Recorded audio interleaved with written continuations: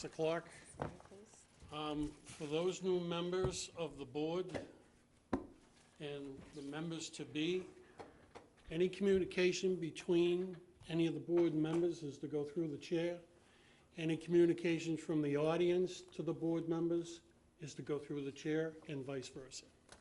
So, now that we got that set, if the part of this is public comment, would anybody from the public like to make a comment at this time?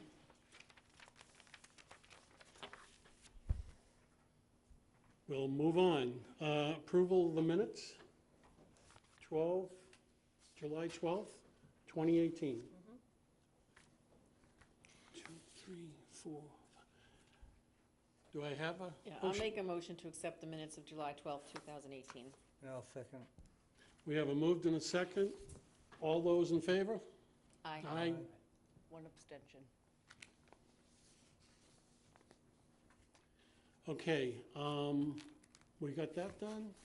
We're going to go through now with the project managers, the presentations. Charlene, I'm going to do this out of order a little bit. Okay. Would you like to come up and make a representation of, For all of mine? for all of yours? Hot dog. Do you want me here or at the table? Wherever's more comfortable for you. Actually, standing. And would you please tell the board that One the and- town administrator was supposed to be here and Chris Clark was supposed to be here to speak to you about the land acquisition, which is number 12. He did have a death in the family, so he did have to go off Cape. So I am here to present actually 4 and maybe 5 of the items on the agenda. The first is CPC Article 30 from 2016, the Albro House access ramp, porch, door, and replacement. Just a brief overview, in 2016, town meeting approved $18,700 for the relocation of the ramp, the closing off of the front porch, and the widening and replacement of 1 exterior door and 3 interior doors. To date, all that work has been done, and there is $2,134.73 remaining. The only items that are outstanding at this point are the 8 brackets, and I did provide to you photographs on the memo that you received, showing what the little brackets look like on the existing part and how they're not on the new back porch area. So those still need to be done, and also there needs to be the application of skid-resistant surface on the ramp. I do believe that Mr. Eldridge, who did do the work on this building, will be doing the ornamental cutout brackets shortly, and either he or the DPW can do the non-skid. Basically, it is, believe it or not, just paint with walnut crushed shells in it. I don't know if anybody has questions on that one, or if you want me to keep going. keep going, and then we get to the end, we can. Okay. The second one is also an Albro House. This is Article 50 of the 2018 annual town meeting. The town meeting did approve the appropriation of $2,500 for the building condition assessment and evaluation of Albro House. To be honest, no work has progressed towards this solicitation of a housing inspector and septic inspector. You have the list of the items. I won't go over those. I hope to have this, well, I will have this completed as per the application by January 19th. I hope to get this out and about to get some estimates after a vacation that I have in October. The third item is this year again, Article 58 of the 2018 annual town meeting, the Housing Trust and Part-Time Housing Coordinator. A total of $500,000 was appropriated at the town meeting. The general bylaw and the AT was approved at the annual town meeting in May for the creation of the trust, and that was approved by the Attorney General's office in July. The formal paperwork to establish the makeup and responsibility of the trust have been prepared and submitted, and those are awaiting approval at whoever does that at the state level. 3 members of the 5-member committee have been appointed at this point. Christopher Clark is the Housing Trust Chair. That's per the trust documents. Don Howell has been appointed, and Larry Brophy has been appointed as a member at large. They are still seeking 2 additional members at large. I know that they're trying to get some diversity on the committee. So if there are folks out there who might be interested in spearheading and being a part of maintaining and creating affordable housing in the community, I do suggest that you get in touch with the Selectman's office and fill out a form to serve. Harwich is currently in discussions with Chatham and Orleans on the hiring of a housing coordinator. We are working to decide what would best serve Harwich, whether it be an actual employee or going through an RFP or RFQ process to actually hire a housing consultant. We are leaning towards hiring a housing consultant. In addition, the Housing Trust training for trust members and staff has also been scheduled. That's actually beginning next week, September 20th and the 27th through the Mass Housing Partnership. This is regional training for Brewster, Chatham, Harwich, and Orleans, and I do want to do a shout out to Brewster for actually organizing this.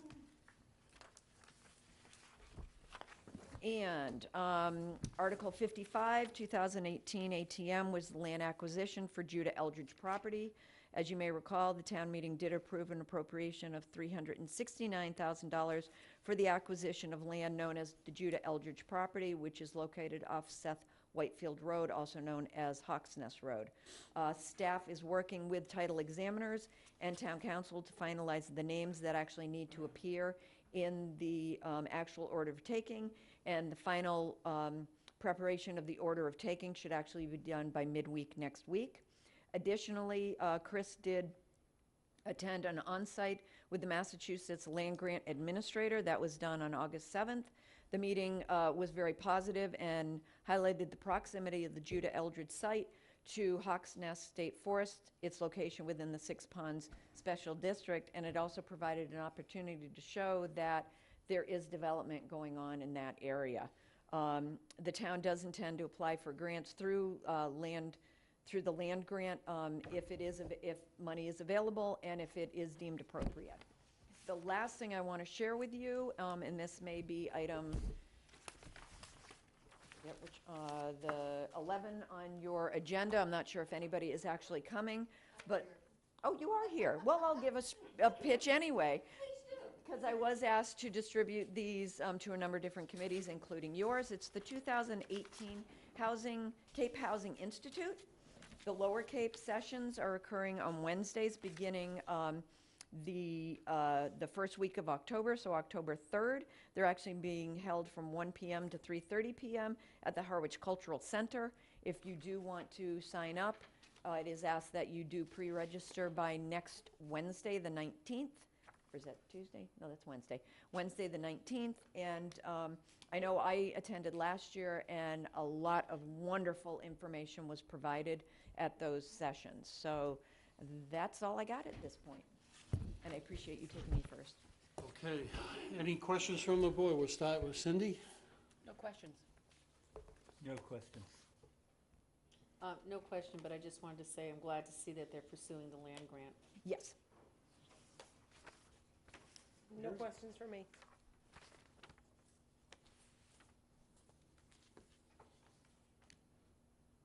Chris? No question. Thank you very much for coming, young lady, and And thank you. your presentation. And there is a sign-in sheet for people who didn't sign in yet. Thank you. All right, next on the docket, Brooks Academy Museum. Okay, I got 1 pager, 10 copies to pass around.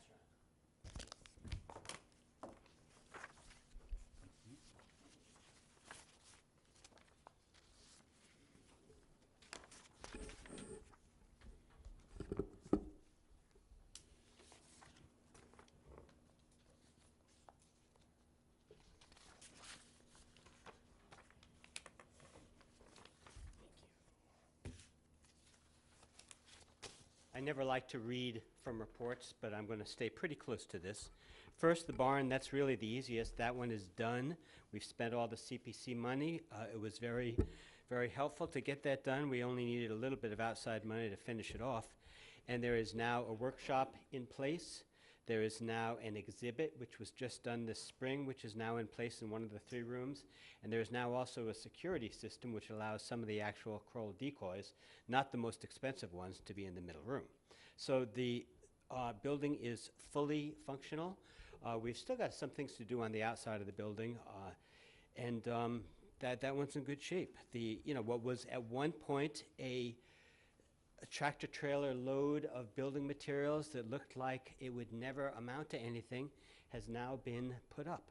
And many of those original materials were used. The builder did a wonderful job in sorting through it and actually understanding the numbering system that somebody had put on it when it was taken down. So I consider that very much a success story.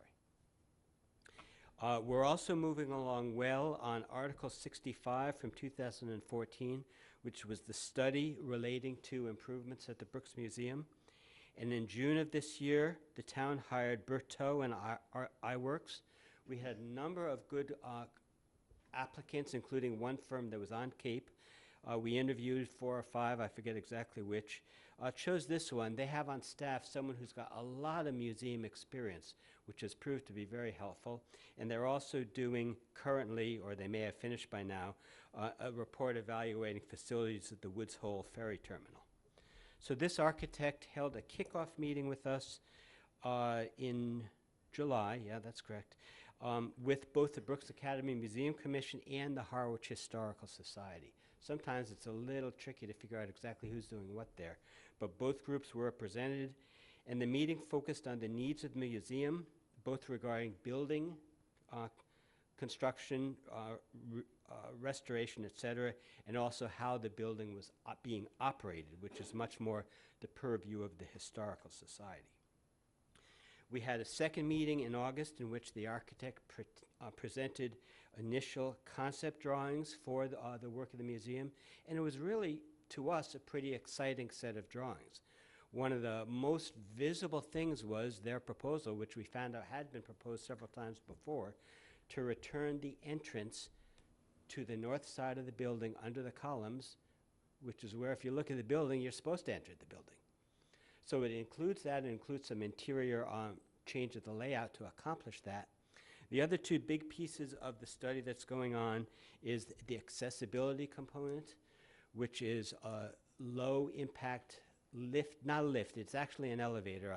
There was a lift, I believe, done at the South Harwich Meeting House. So this has to be a little different to serve all 3 floors, the basement, the first floor, and the second floor.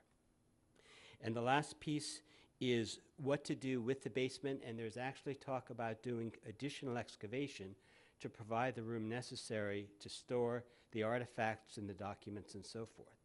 So in my opinion, this stays well within the scope of what was originally approved, and we now have a study that's laying the groundwork for actual construction documents, which I think originally the hope was to get that done in this phase, but that has not proven to be possible. So it's very likely we'll be coming back with an additional request for the next stage of design and getting things ready for construction. And we're working with the architect right now to see if there's any way we can get it in before September 30th. So that's the work that's being done. A lot of progress has been made. We will stay within the budget. That's what the architect knows that he has to work with. The architect also has had meetings with the Harwich Building Maintenance Supervisor to review work necessary to maintain the historic integrity of the building. Anything that falls under maintenance, we will not come to you for money for, but we're finding that this architect's expertise will be very useful in providing advice to our local buildings people. The current study should be complete this fall. It will provide a master design for further work to be done. Depending on the cost of the project, we may find it necessary to seek additional grants. If this is a large project, it's not reasonable to seek all the money from CPC.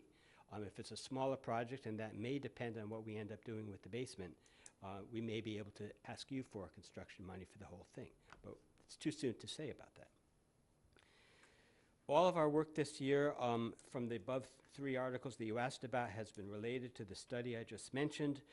Some of the findings from this study may relate to Article 30 from 2008, but as in my presentations in January and otherwise, I don't have anything else to tell you about that article right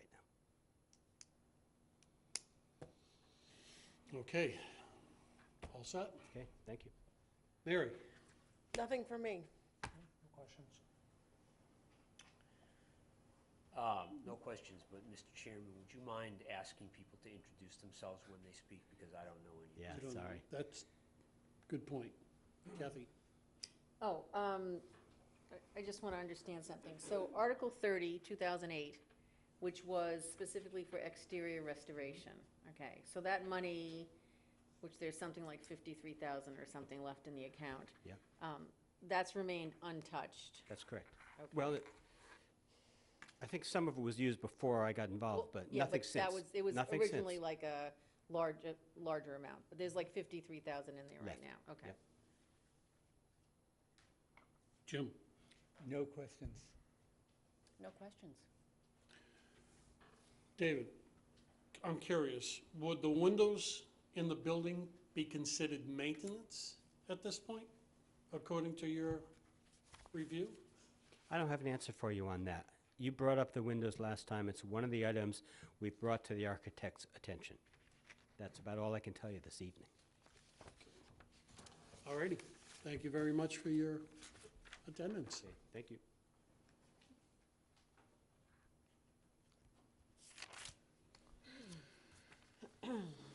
Next, Brooksbury Library. This is where Virginia, so Ginny can't make it. Jenny can't make it? And Okay. we have the well, reports. We have the report. We're going to move on then. Eric, Recreation and Use.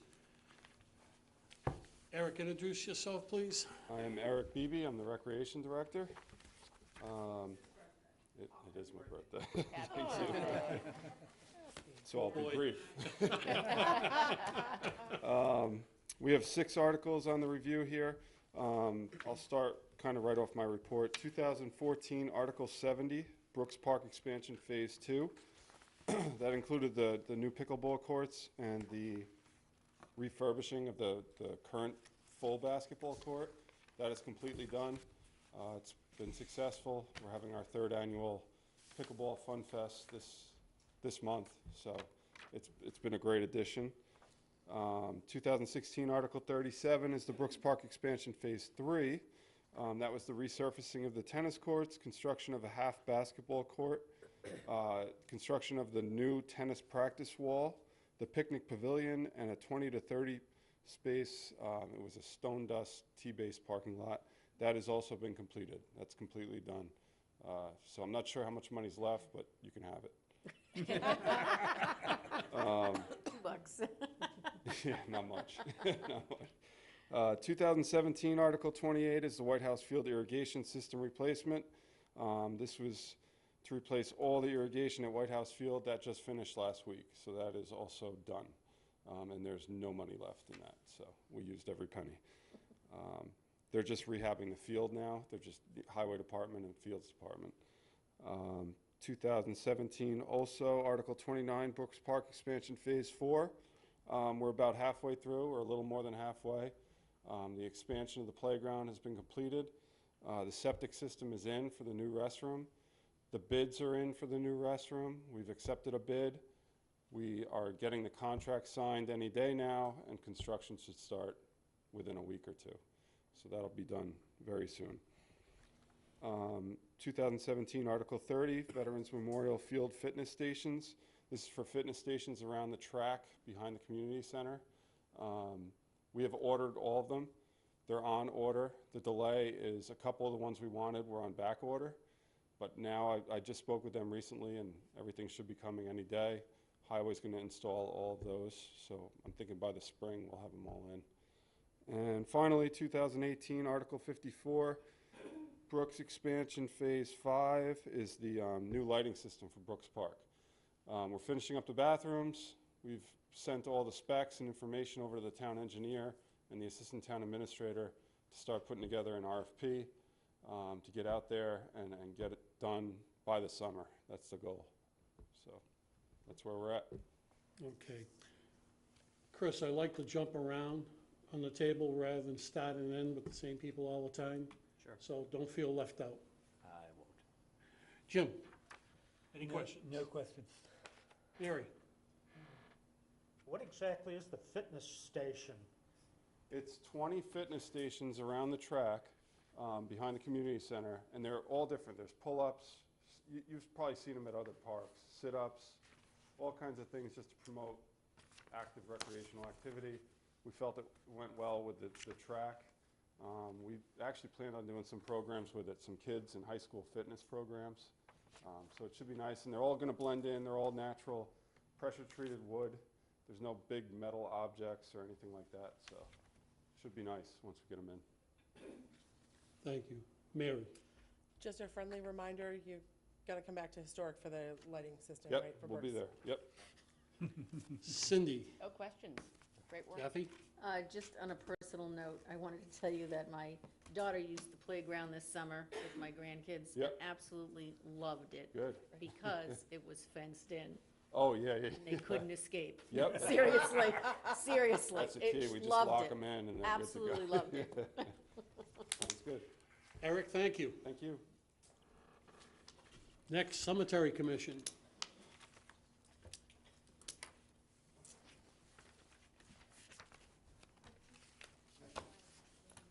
Absolutely. Thank you.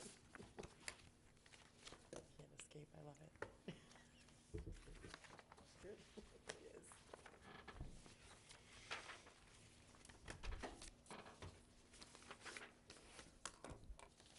Thank you. Much shorter than Eric. Robin, would you identify yourself, Yes, please? I'm Robin Kelly, I'm the cemetery administrator.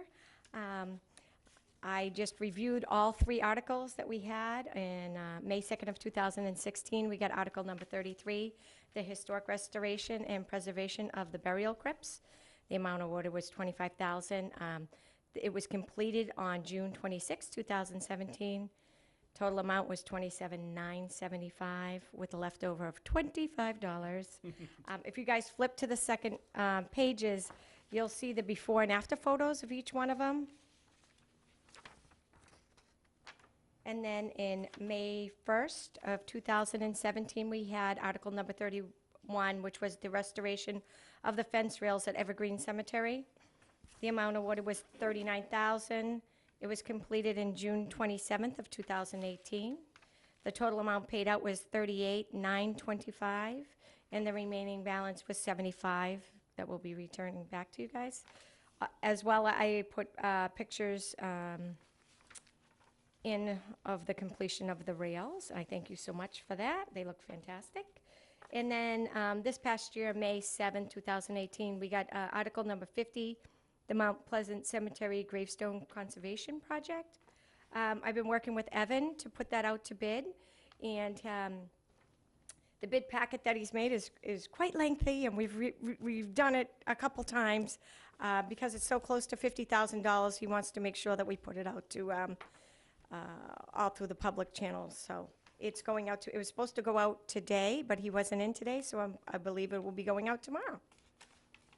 Does anybody have any questions for me? Okay. Kathy?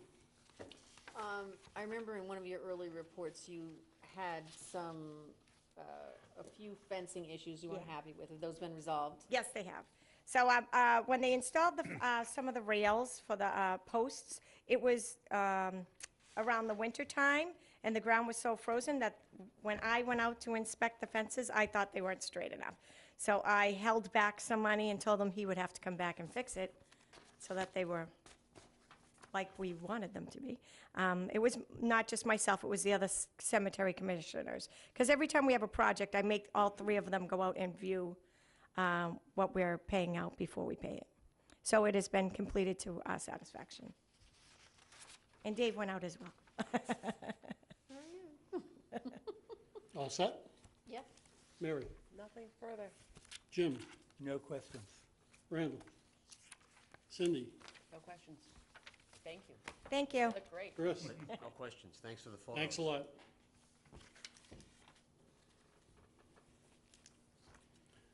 Cemetery Commission. Okay, the Historic District Commission? Article 31? Mary's.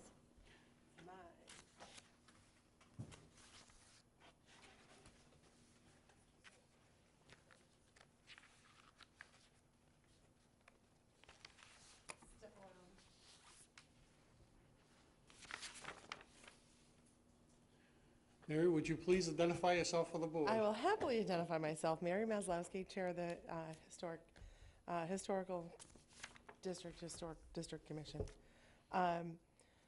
You have requested from us an update on the Article 31 from 2016.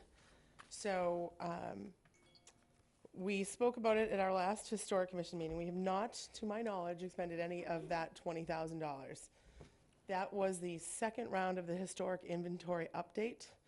So back sometime in 2017, I came before you folks to update you that the original 4-volume set was done. So that set we use on a regular basis. It's what determines whether somebody with a property over 100 years has to come before the Historic Commission for a demolition delay notice of intent. In going through all of that, we have found that there are a number of properties around town where people have questioned whether or not they belonged on the 100-year list. A lot of them are situations where there might be a garage. The original house is 100 years old. The garage might have been built in the 40s. So what we've done in that circumstance is we've had people come in ahead of time so that they can make their case.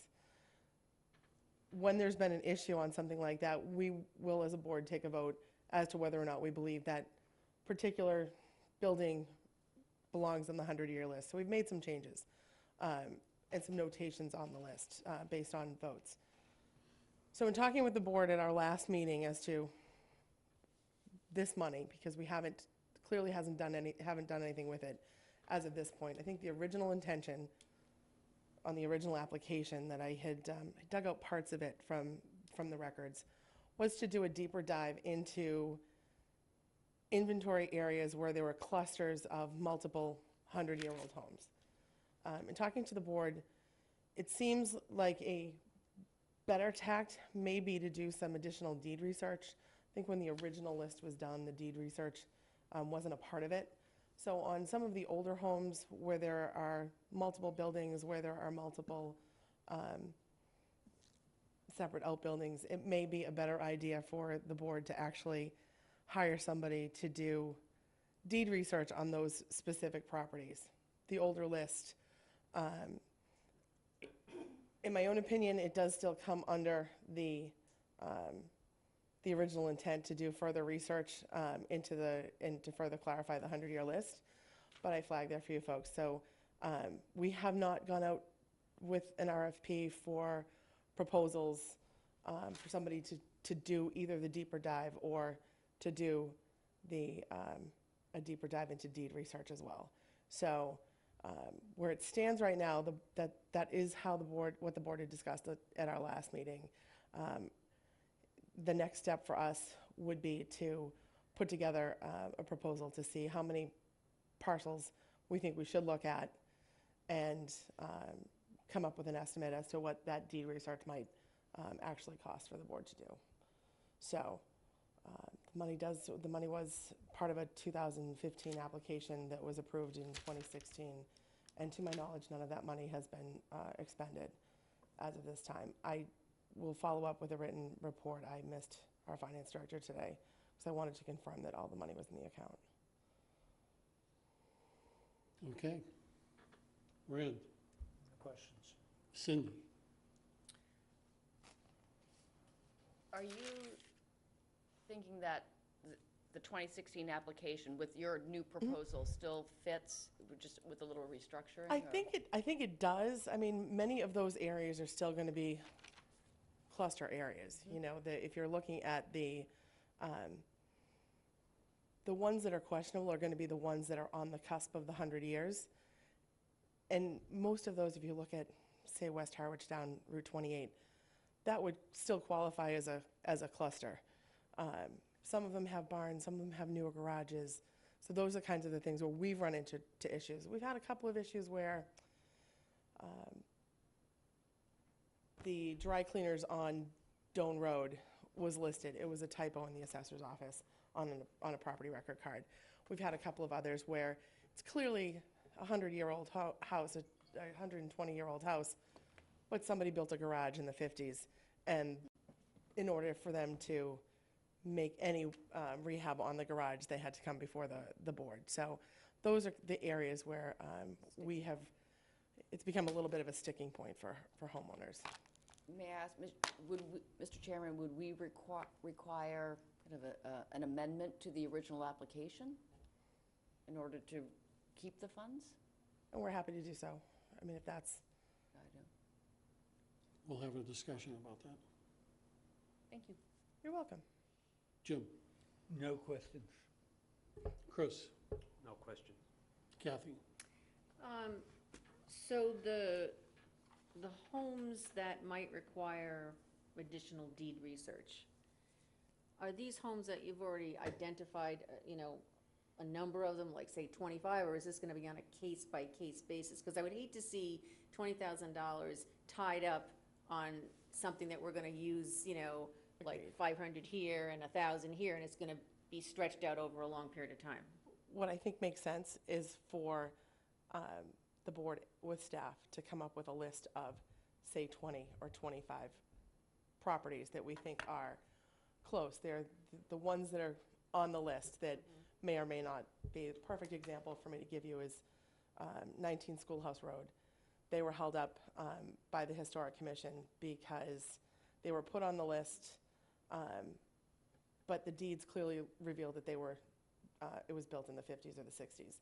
I forget the exact date, but clearly there was a deed that said that transferred a parcel of land, and then there was a deed that transferred the land with the buildings thereon shortly thereafter. So deed research will bring some of that to light.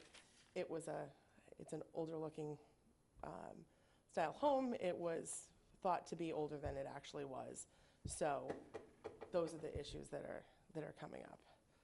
And they have been one-offs, and I think perhaps using the money to be proactive and get those things kind of cleared up so that you can take a deeper look at particularly areas where there are multiple buildings, because we've had a number of discussions with people who, really don't feel that they need to come before us because it is specifically doing work on a garage that they insist is newer. The only way under our demo delay bylaw for them to do that is to come before the board. Staff doesn't have the ability to just say, oh yeah, you're right, it's newer, so you can just have the demo permit. They still have to come before the board. So it's a way to still protect the 100-year properties and also not tie up the homeowners longer than they would need to be. But I would foresee actually coming up with a list of 20, 25 and getting an estimate on who we think can do the deed research more easily and who can do it at a relatively light cost. It may not require the full $20,000, but I would anticipate being proactive on it, not holding up the money for 5 years while one-offs happen. Mary, quite frankly, I'm going to wait until you submit your hard copy of your report, and I am going to bring this back with the concerns of Kathy and Cindy. Absolutely. But I'd like to see the hard copy of the report first. Happy to do so. Thank you. Any other questions? Moving on. South Harwich Meeting House. I only brought one picture board tonight. Instead of the thousands I usually carry around. But it's really quite interesting with respect to basically where we started. You have to fold that in wrong a little bit. Where we started. Mrs. Ford, would you please identify yourself for the I'm new Judith members? Ford, for anyone who doesn't know me after 100 years of this. Nice to meet everyone that I haven't met before. This is where we started, and this is where we ended up. We decided to do this when we were digging the first hole underneath. This is sort of a little collage of where we've been and where we've gone, and this is our opening concerts that were in March for St. Patrick's Day with the Chatham Chorale, who did benefit concerts for us at that time.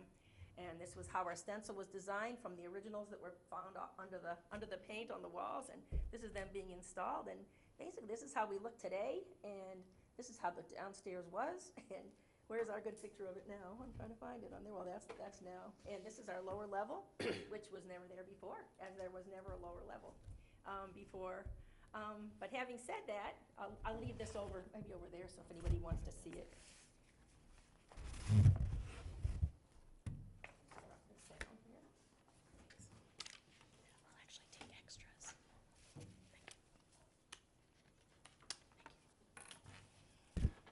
Thank you. And this basically consists of our original flyer, which I still can't believe was in 2005. It's a little scary. And then followed by just basically a listing of our town meeting articles, 2008, 9, 12, and 16, for a total of CPC funding of $544,000 altogether. I listed beneath that everything that we've done. I'm sure I've missed some things, but I tried to get everything in there, but there are so many small things that are probably not on there. We have had donations to the Meeting House of the John Hare Baby Grand Piano, which is not in there quite yet. It's in the process of being restored and will be in the lower level reception.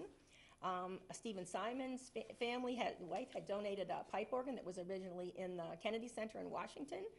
And that's all installed, working, tuned, and amazing in that space. And we have a historic ship model of the Constellation, which was actually the sister ship to the Constitution, where a lot of the fishermen and shippers who would have gone in and out of that building, out of the wharf off of Red River Road, would have, Red River Beach, would have gone to Boston and maybe have seen that ship along with the Constitution at that time. Our preservation consultants were Sarah Kordjeff and for the Cape Cod Commission, and Sarah Chase from Lexington, Mass., who is known like all over the country. And they've been a phenomenal source of information and guidance for us. Our upcoming projects are the National Register of Historic Places, which the building is on, thankfully, due to the Historical Commission years before we began. We think that, and I'm sure with even casual research, the building can actually go from the level of significance under local, and it already is on the state, up to the national significance. And we're going to work on trying to make that application going forward. We have a preservation restriction process pending application. We're working on an extensive meeting house history, which we've only begun to touch. And we're opening as cultural arts, education, and community use programming through the next 5 years under license agreement with the town of Harwich. I just wanted to say that I don't think we can appreciate the Community Preservation Commission enough, and for the committee for what you've done and what's happened to this building, which would have been a complete failure and would have never happened without the support of this board. And the building right now, and for anyone who hasn't seen it yet, is absolutely phenomenal. I would welcome, certainly this board, I would love you to come have one of your meetings there. If you could advertise it and then have it there, that would be fantastic. Or if at any time, call me if as a committee you'd like to visit. In November, I'm hoping we have a town officials and boards and committees, and we hope to have everybody, past selectmen, future, all the selectmen here now, all the boards, all the CPC members that actually have gone through in all those years is phenomenal. And have everybody for a special reception there for all the people that were involved in the success of this project. In the back, this is all of our spending from the town with listings. I do believe we have maybe $75 left. I only wish we had leftover funds, but that's not such a luck. So that's where we're at. We're struggling right now with a generator project. And as soon as that's done, we're totally finished and ready for a full occupancy permit. And we hope to have the building within 5 years, be one of the most sought-after venues on the Cape and in Harwich. So that's where we're at. If there are any questions, I'd be happy to answer them. I'm going to start off with the first question. Anytime I see a munis report with reclassified on it, I get nervous. Reclassified? Well, she's never submitted them, so whoever put them in No, there. this is just from the town. Yeah, this is from the town clerk's office. I mean, town treasurer's office. Okay. Accountant's office, I'm sorry. I think they took it out of a different Yes. CPC article, and then they had to move it back. Yeah, they had some confusion when they had changes in accountants down there too. But this is the final tally of everything that we've spent, and I've added it up, and it's right to the penny, except for $75. Okay, now, if you can work, the second thing is, if you can work on Channel 18 to get all this equipment over to the center, maybe we can have that meeting over there. Anyway, moving on. Let's start with Chris. I'm just curious, over what period of time did the actual work take place? It's been going to take place the entire time. We started in 2005, or it's Christmas 2004, and in 2005, we started meeting and organized our group, and it took us about 2 to 2.5 years to convince the town that we might be able to pull it off. So after 2.5 years, the town put it out for an RFP process for private developers and all sorts of other options, and those people never came forward, thankfully. And the town retained the building. We came forward because we wanted it to be a town building and stay a town building. And we wanted to advocate for the preservation and then future use of something that is usable by the town and a phenomenal venue that will be used by probably everybody in this town in the end. But it started in 2005 there, really, and after those 2.5 years, we really started raising funds on our own for several years, and didn't come to the CPC until 2008, I think. And at that point, our desperation was to lift the building, because it needed a foundation, never had one, and was basically sitting on the footstones of the cemetery stones to the left, where the old parishioners had pulled them off and stuffed them under to hold the building up. So once we came to the town with that, that was a public bid project by the town, and the town brought people in to actually accomplish that. That was actually, the bulk of the $544,000 was really close to $200,000 just to lift the building and put a foundation under it. And then they had to put steel beams underneath the flooring. And The flooring stabilize it. was sagging. Okay, thanks. Mary, No questions for me on this. Randy, Kathy. Congratulations. No, thank you. Is there going to be like a programming committee, or? Yes, how's it's actually the under us. structure of that? We're actually breaking up into arts committees and community use committees and landscaping. We just developed a whole bunch of committees, and we're going out and getting people involved in those, and we're gonna be basically carrying the entire project going forward. And moving right now, transitioning from restoration and preservation and maintaining the building, which will continue, to cultural arts, education, performance, and we're getting tremendous amounts of people now that want to come in and use the building. So, Great.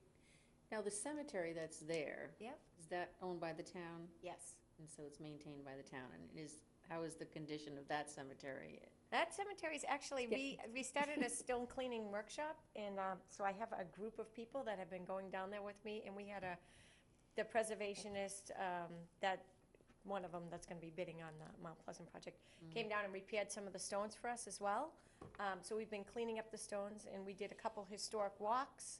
So we're getting a lot of the history of that cemetery, which we're gonna put into the project of getting this on more of the historic, significant category. and more involved in the programming as well. And how much parking is available there? But we have And you address the parking. So there Barbara. is 2 areas. We did a land swap at town meeting, as you Right. know, which has a section to the right as you come in the driveway there. So we are going to be leveling off. If you go in now, there's all trees there now, but it's encompassed by the fence. So Chris Nickerson will be looking at how we can make that more parking, because currently we only have, I think, 20 spaces in the very back, and then people have been parking horizontally on the grass right now, but we're gonna need a larger parking area. Right now, we've been able to use the parking, which is across the street at the, Out of Cape Health. out of Cape Health. They allow us to use that for our events. But as you know, they'll be moving. Right. And we don't know who will be taking over the building, so Right. we have to come up with other alternatives for parking. And there is some parking in the front as well.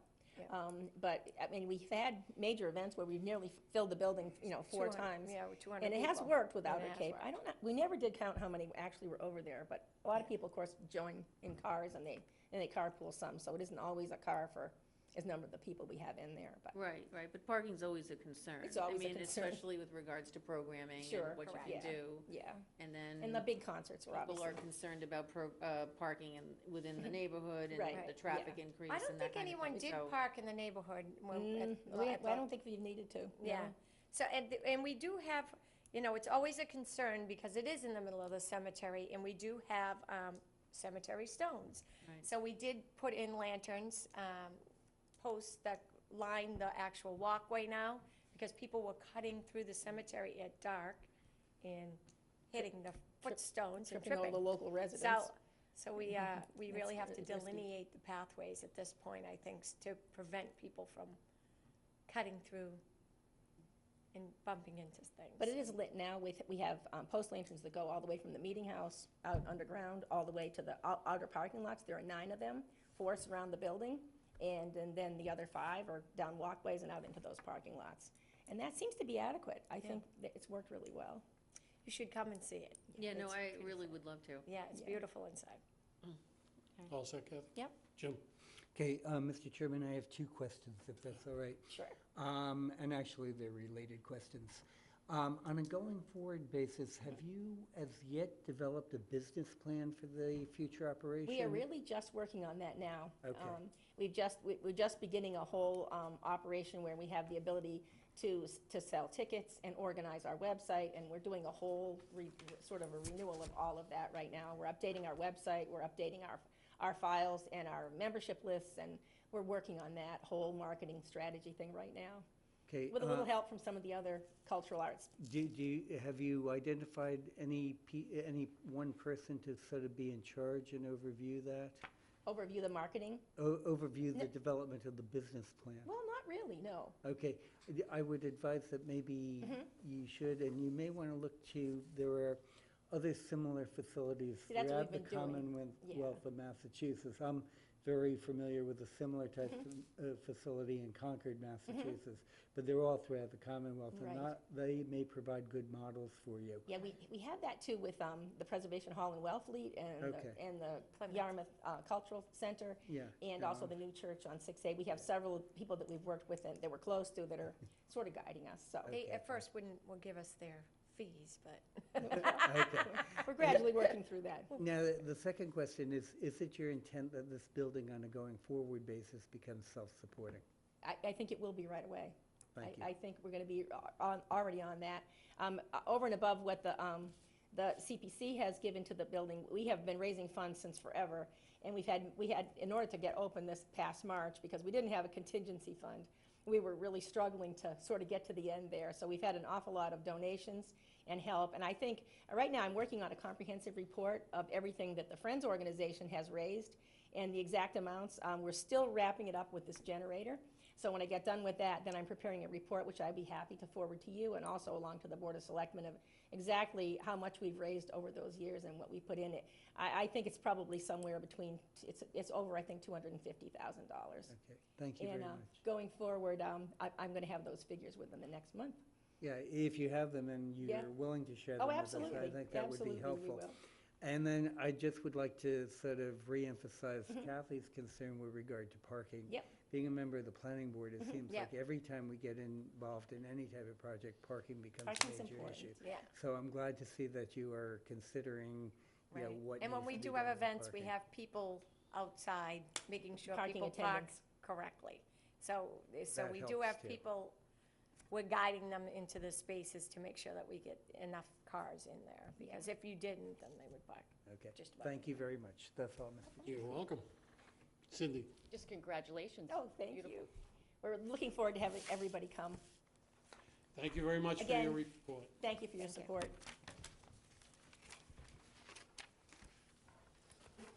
Okay, next, is anybody from the Bikeways Committee here? No?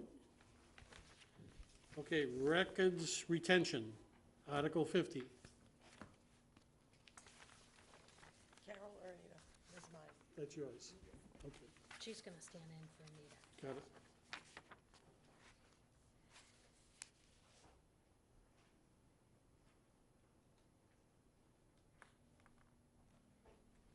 Hello, everyone. Mary Maslowski again. As most of you know, I work in the town clerk's office. I am here to pass along Anita's apologies. She had a prior commitment tonight and couldn't attend. She did send an email to Kathy. There is a slight update since then. Understand from King that they are in the middle of the contracting process with the town administrator's office, and they actually are scheduled to start, assuming everything goes smoothly with the contracting process, they are scheduled to start in the month of October. So they will be out to start that process. So other than that, that was the small update to the prior. Cindy? No questions. Jim? Okay, just one question, Mr. Chairman. Assuming that you keep to the schedule you just mentioned, Mary, when do you think the process would be completed? I'm not sure, because I, to be honest, am not familiar with the full proposal on how long they were expecting. I would expect within this fiscal year, but I can't guarantee it.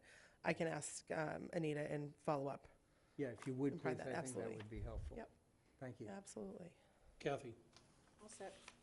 Randy, Chris, No questions. Mary. Nothing.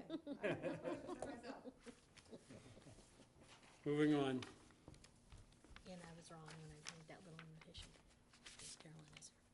Record storage facility.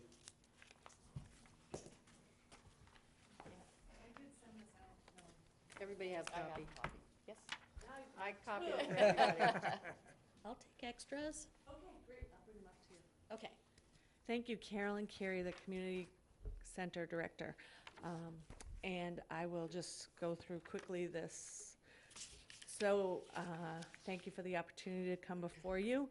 I genuinely mean that because this project has pushed forward the cleaning of the community center basement. And so you actually are getting quite a lot for your money because right now that's not costing anything. The community center basement houses quite a bit of storage for all different departments. So we got a little bit of a late start because, as you can imagine, with recreation, the summer, once this became okay, is their busiest time, so we put it off a little bit. Channel 18 has completed their clean out with the transition in the Council on Aging office. They have it scheduled on their calendar, but they clearly are dealing with a few other issues inside with some transition in personnel. The community center is ongoing. We are working with the facilities manager. We're going through all of the supplies and storage equipment down there. Everything is getting marked off on the floor, so if you come now, you'll see blue tape, which clearly labels where things go. And all this is necessary prior to them coming in to do the build. So we had to clean out. We're excited about that. We are on target. I know that this project will be finished in this fiscal year. I've gotten the information. We're sending it over to the assistant town administrator, but I've done a dummy draft of the proposal, so I think he's just going to be able to fine tune it. I have been in touch with some other places that have put them in because when I indicated in my memo some of the things we don't want to forget. Somebody in another town didn't have an extra venting system, and so Sean and I are going over those with fine-tooth combs because we want to make sure it's flawless, in under budget, and on time. So that's where we are right now. It really is just in the cleaning process and getting the RFP out. Starting with Randy. Mary. Nothing. Thank you, Carolyn. Thank you. Cindy. No questions? Thank you. Jim. No questions. Chris. No questions. Kathy. I always have a question. Please, That's why I saved her for last. please. The actual build-out, Correct. what percentage of space is that taking up of the total in the basement? It's actually not a large percentage, and it's being located, I don't have the number in my head, but I'll be happy to forward that I'm just in an email curious. to you. It's not, so if you think of this room, it would probably be half of this room, which is not a large portion of the community center basement. There's 17,000 square feet in the basement, approximately, a little bit off, so, and this room is, So the cleaning of the community center lower level basement, that's really just to get it cleaned out, I mean. no, it's actually because they're gonna need to bring equipment and things in there, so you need to clear, although the space, which is going in a far corner, Yeah, they're gonna need to bring some kind of industrial things down there, so we need clear paths the whole way. So it is to do the build as well, but absolutely, don't get me wrong, we want it cleaned out. so are these organizations that have been storing stuff, are they having to find other locations, or are they just, sort of clearing out and being put into a smaller spot? So I'm gonna be really honest with you, we've so far to date filled 3 dumpsters. I don't know about your home, but if you have a large basement, sometimes people just throw things there. And it's not been organized, so now that's what's happening. Things are going on shelves, we are getting rid of some, I don't even know where it came from, things like you look at it and think, whoa, that was not part of the town, I don't know where that lawn chair came from, but So things just wound up in our basement, so a lot of that is happening too. Anything that is town property that is deemed not usable anymore, we're going through those channels as well, which is part of the holdup too, where we have to categorize it, bring it to the selectmen. That's, Okay. I'm just curious. yeah, no, but I'm telling you, I'm excited that we're cleaning out too. All set? Carolyn, thank you. Thank you. Thank you.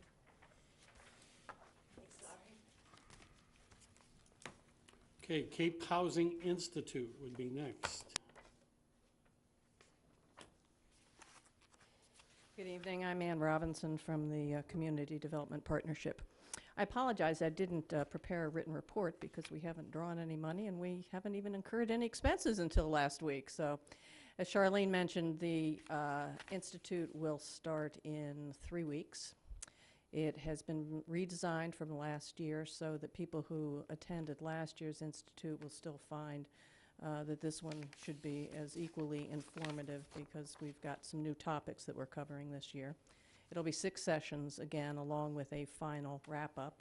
We've added a half an hour to each session because if any of you were at last year's, you maybe felt the frenetic pace of trying to get a ton of information into 2 hours, so now we're giving ourselves 2.5 for that. But we do anticipate that we will be seeking some funding soon because we are incurring the cost now for reservations of space and for binders and that sort of thing. But that is where we are. Jim, No questions.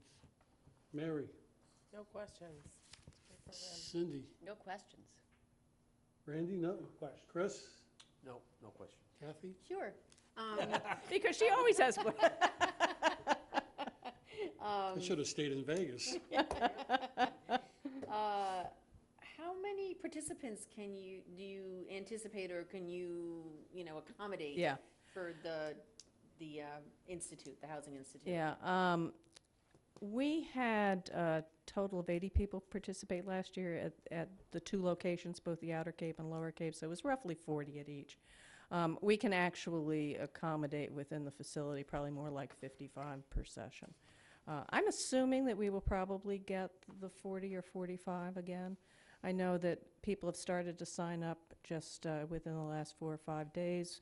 We've got some people returning who took it last year, and then we've got new folks. So I think we'll probably come in at about the same attendance numbers.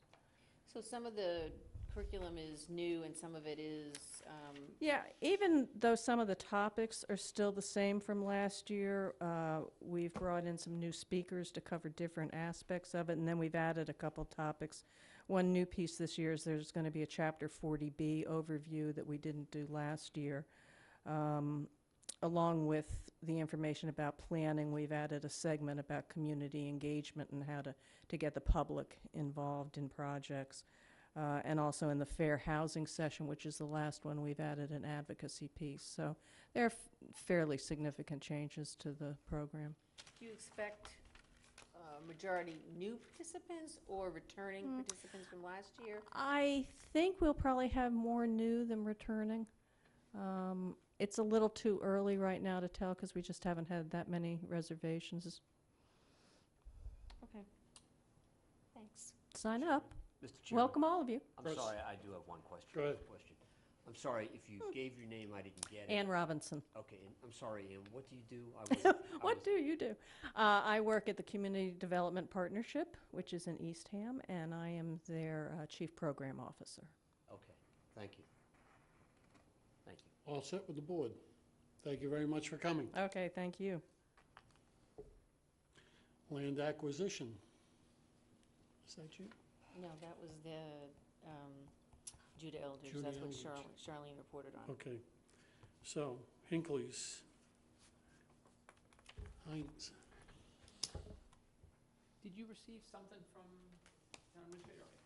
So this is current Thank you. as of a few hours Thank you. ago. Thank you. No money's been spent this time, but work certainly has been done, so we can go over that. And I will introduce myself at that microphone. Thank you.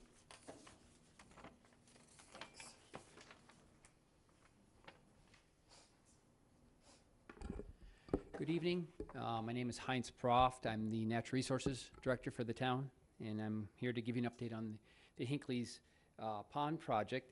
If you recall, it was kind of like a two-part program. There's the water side and the land side, so I've broken up those two in the bullet summaries. Money was approved at town meeting in June 2018 with the help of the Water Resources Services. We collected some benthic samples. These are bottom samples in the pond, because what created the evaluation was 8 years old. So we wanted to get the most up-to-date current dosage required to treat the pond. So with that, and getting that current dosage to treat Hinckley's Pond with alum, a draft RFP has been written. It's been submitted to the town administrator, assistant town administrator, conservation agent, and town engineer. So we're just tweaking that in order to make it a final, complete RFP that will go out. That should go out, I don't want to put a date on it, but it has to go through conservation and those kind of permitting things. The wheels are in motion, and I will attend a meeting in October to do that and present that with the help of the conservation agent, Amy Zowski. And the goal is to complete this, hopefully before December 15th for a number of reasons. One, we need water temperature that's greater than 40 degrees to make it the most effective. We would like to avoid the migration of the herring, which typically takes place in April, May. So we have maybe that March, or Plan B could maybe be late May or early June if we did. But late May, early June gets into a lot of more boating activity around the pond, people around the pond, so forth. The actual treatment is about a 10 to 12 day process. It's not a function of how much they need to treat it, is we have to have them hold back on the amount that they're treating on a per day basis throughout the pond. The project's on track. It should be completed under budget. I don't want to give a number because we haven't gotten these proposals back, but based on that dosage and what I'm hearing from outside entities that are interested, we should be coming out fine on the water side. The land side, this is up by the bike path area. Conservation agent has gotten a bid to remove some of the trees there. She's working on the notice of intent to present to the Conservation Commission, along with Park and Rec and Highway Departments, to help with the landing and the stairs of the access. She's also working with the Department of Conservation and Recreation because the bike trail itself actually belongs to the state. But if she presents that the town of Harwich is spending money and their time and energy to enhance that, she doesn't in fact expect any kind of pushback or any kind of negative return.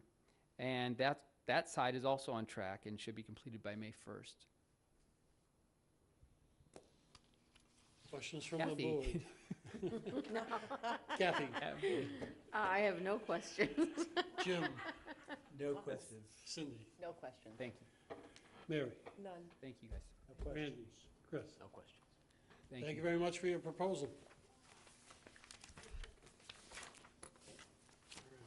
Oh, that's me. Are you doing Cornelius too? No, I am. Oh, yeah, that's right, okay. Here's the opportunity. We're all going to have questions, yeah. Kathy Green, and I'm representing Real Estate and Open Space. I'm going to speak about the Cornelius Pond Woodlands Project, which the town voted $200,000 for the purchase of a conservation restriction.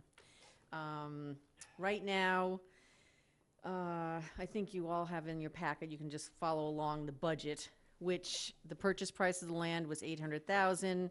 There was some additional costs, legal, stewardship, et cetera, appraisal, for a total cost of $855,800. And then, as you can see under the funding sources, there was a challenge donor for $425,000. Town of Harwich's purchase of the conservation restriction was $200,000. And then they have, the Harwich Conservation Trust has engaged in a number of applications to offset some additional costs. They involved the Compact of Cape Cod Conservation sort of as a holding entity. They purchased the property, they're holding it, and then when the purchase goes through, it'll be owned by the Harwich Conservation Trust with the conservation restriction held by Town of Harwich. I did ask Mike the question of what if these grant applications don't come through? And of course, the answer was that they're going to have to raise the funds from donors. So that's where they stand right now. They've made all these applications, and they're hoping for the best. Okay. Chris? No questions. Randy? This land is right close to Hawks Nest Pond, general area, or? No, this is off of Queen Anne Road. It's near Cornelius Pond, or also known as Eldridge Pond. Okay. It's most of the shoreline that is being protected is on this Cornelius Pond, AKA Eldridge Pond. Okay, thank you. Mary? The application, only question, the applications are, for those grants, are those expected by the end of the calendar year? what that I said? think some are, Okay. and some into the spring. Okay. Cindy? I hate to be, if all of the funding isn't secured, what does the Compact of Cape Cod do with that? They keep it? They could choose to sell it, They could, but okay. in all likelihood, they would not. Okay. They would probably extend, And you know, keep the deadline, working with, and then work with Right. the HCT, Okay. yeah. Jim? Okay, my question sort of takes off on the question that Mary asked. With regard to the applications, if they don't come through, you said some may not be known until the spring. Mhm. If they don't come through, will that give Harwich Conservation Trust enough time to solicit private donations in order to make up the difference and meet the June 2019 closing date with the Cape Cod Compact? They believe so. They believe, okay. They believe so. I asked that question. They believe so. Okay. So, I mean, I think already the date was changed.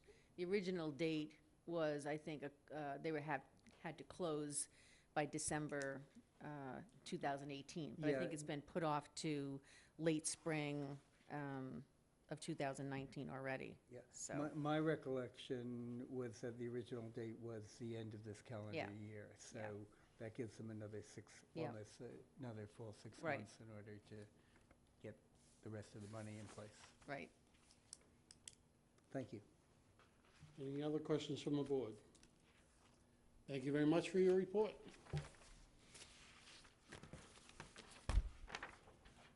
And last but not least, Habitat for Humanity. Found the clock, sitting on the chair over there. Oh, is it? Just in time. Just in time. Everybody has a copy of that. All right.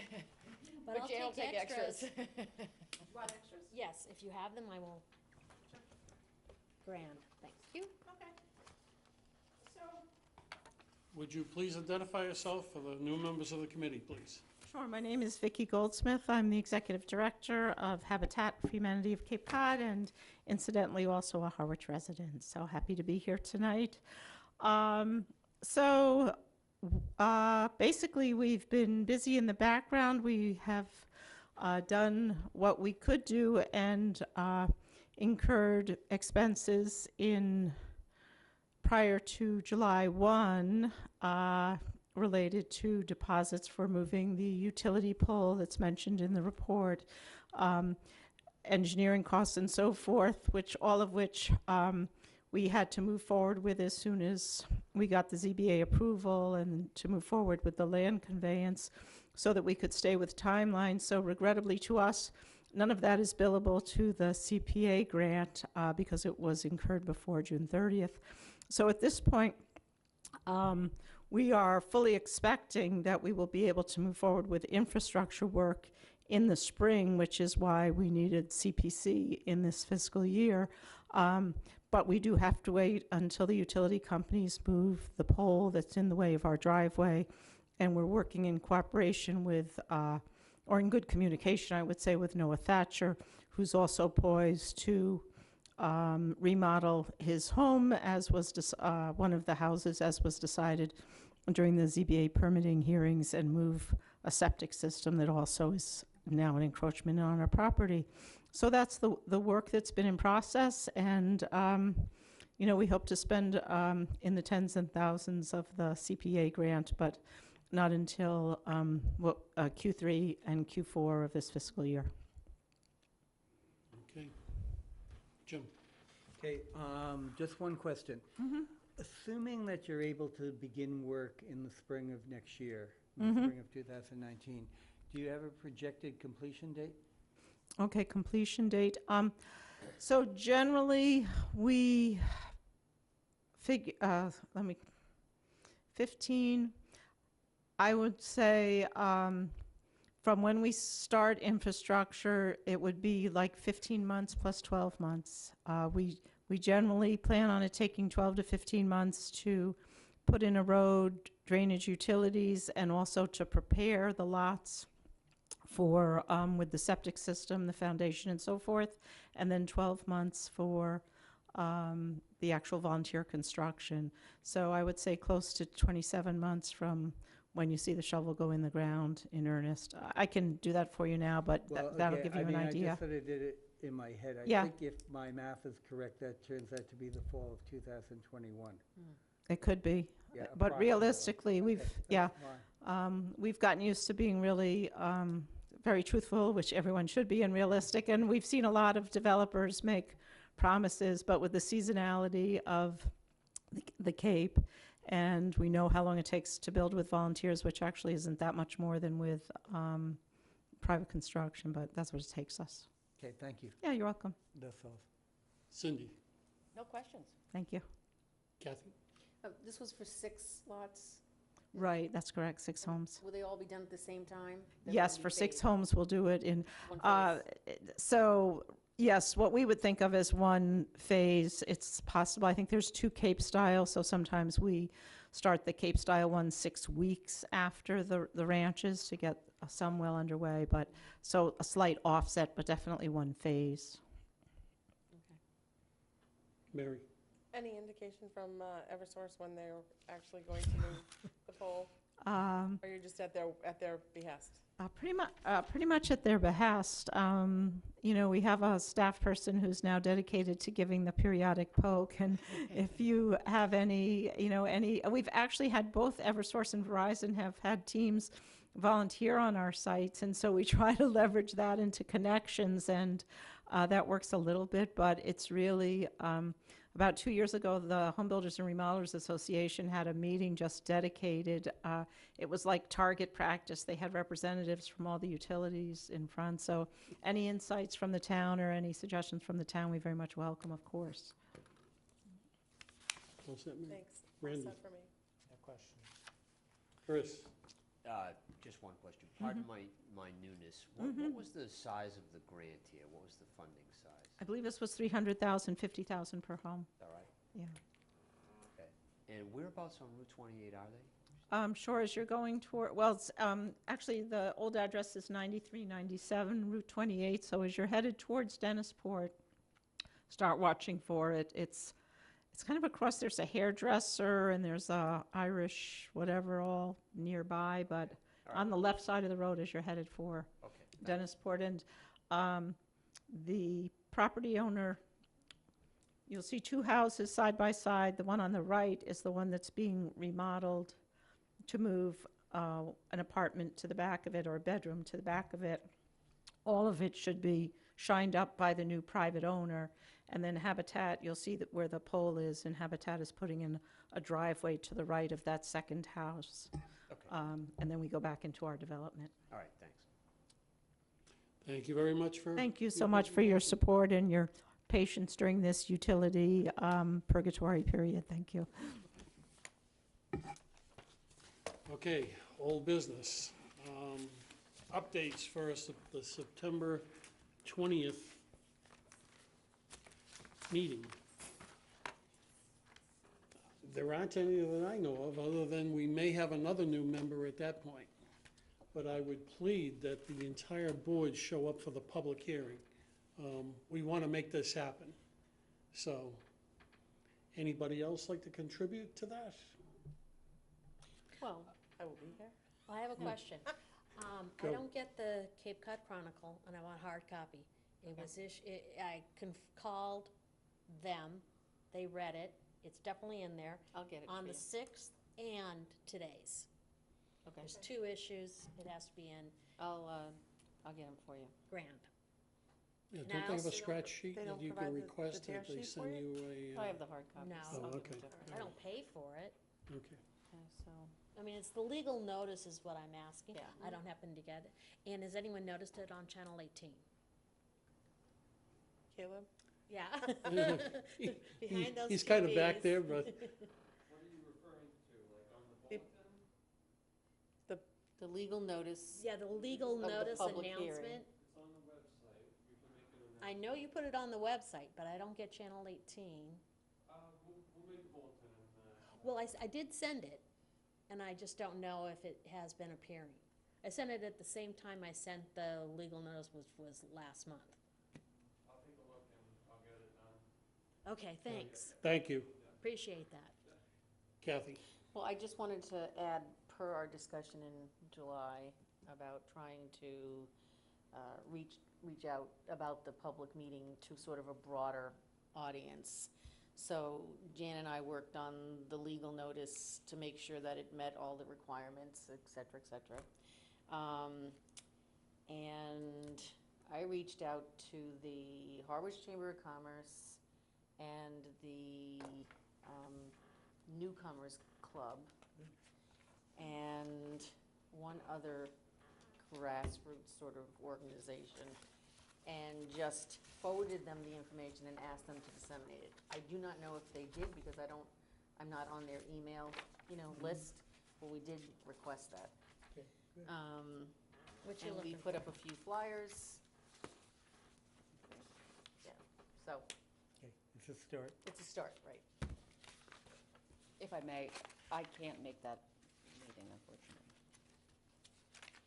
The 20th, the 20th. Which is next Thursday, next Thursday. everybody. Right, so hopefully the Board of Selectmen will take action on the newest member, so we'll have enough for a quorum, just in case anybody gets sick or Yeah. anything that might happen. I have a copy, I've had both copies of the timestamps for the legal notification, and we're covered there, so that's about it. Can I Chris? just, because I'm new, just a quick clarification. The expectation for that meeting is that anyone who is seeking funding for the next round of approvals will be here, and okay, so tell me what happens then? Or should we can take that offline if you want. Go ahead. Well, it's really a public meeting for anyone in the town of Harwich to express their, what they might perceive as needs, wants, et cetera, to use the resources that are available from CPA funds. Got it. Okay. So it doesn't necessarily have to be someone who might be putting in an application. It could be someone who sees a need in the town and, may want to address it publicly, hoping that whatever organization that might, be the one to actually, move forward with that, Got it. would get that Okay. information. Okay, that helps. And the deadline for applications is, October 1st. and that's a hard deadline? Mhm. Okay. Mr. Chairman? Jim?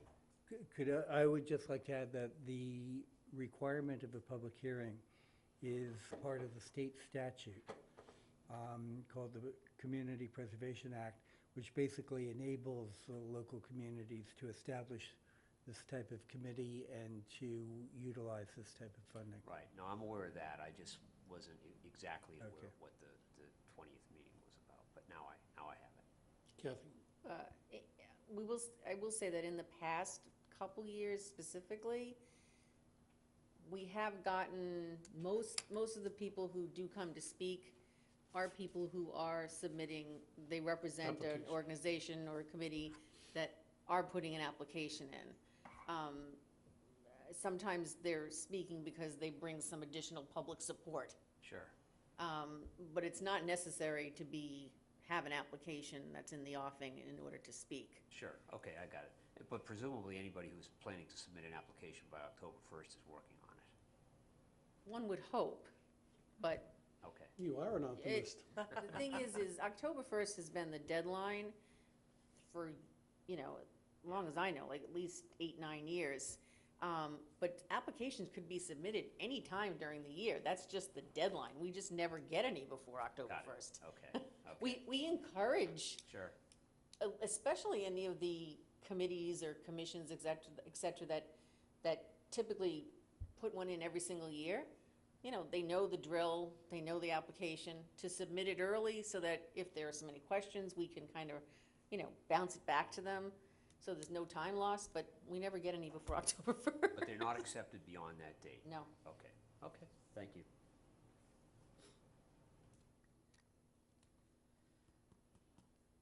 There have been exceptions to that rule. Okay.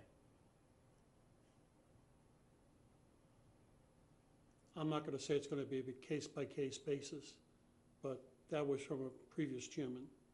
Okay. So, this particular thing that's going to happen is for the taxpayers to come and voice their concerns, voice whatever their needs are. It's not going to be an exchange with the board. We're going to listen to what they have to say. Okay. So, just so it's clear for everybody. Anything else? Okay. Is there anything else anybody wants to go over? The agenda points we really don't need. I'll entertain a motion. To adjourn? Yes.